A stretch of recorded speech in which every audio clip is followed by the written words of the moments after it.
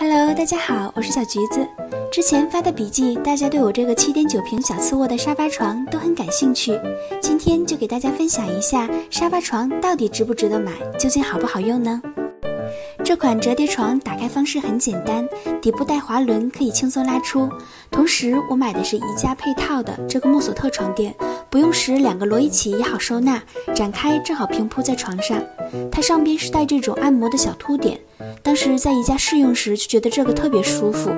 还有一款弹簧的我不建议购买，个人觉得使用感不好还贵。底部自带了3个超大容量的抽屉，我用来收纳4件套和羽绒被的，很能装也很方便，使用率超高。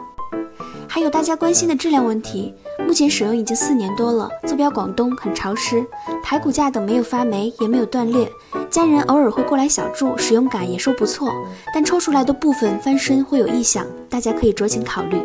总结一下，沙发床对小户型来说还是很友好的，省下的空间我放了一个顶天立地的大衣柜，承担着我们一家3口的物品收纳，还放下了一个1.5米的超大书桌，我们经常在这里办公，空间一点都不局促。作为备用床来说已经足够了，